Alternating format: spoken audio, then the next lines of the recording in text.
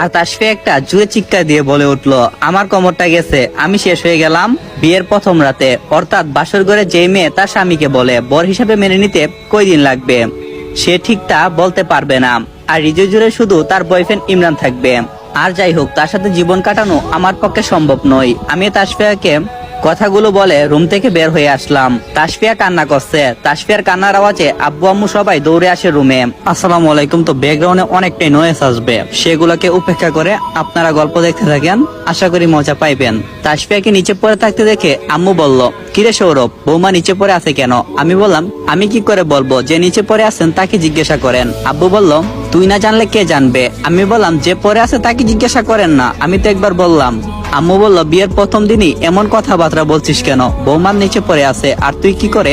আমি ভাবছি কিছু একটা বলে কাটিয়ে দেব, কিন্তু তাসফিয়া তখন বলে উঠছে, আম্মু উনি আমাকে কুলে নিতে চাইছিল, তারপর আর কিছু বলে নাই। তাসফিয়ার এমন কথা শুনে সবার চোখ যেন বড় বড় করে আমার দিকে তাকিয়ে আছে। আব্বা বলল, হ্যাঁ তারপর? তাসফিয়ার কথাগুলো এমন মনোযোগ দিয়ে শুনছে মনে হচ্ছে জীবনের শেষ কথা। আম্মা বলল, আহা, তুমি বৌমাকে বলতে দেবে তো? আব্বু বলল, আমি কি মুখ চেপে ধরে রাখছি? আম্মু বলল, মা তাসফিয়া তুমি সবটা বলো তো।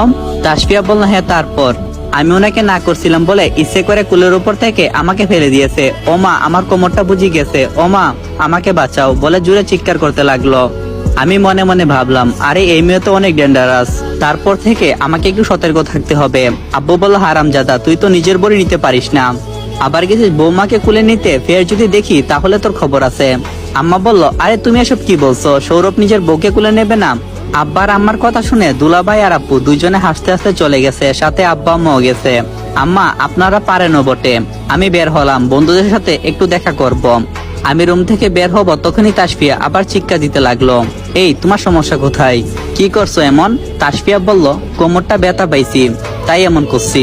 কোথায় আমাকে টেলে তুলবে? না, উনি চলে যাচ্ছে। আম্মা বলল, হ্যাঁ সৌরভ, বৌমাকে কুলে তুলে খাটের উপর শুয়ে দিয়ে যা।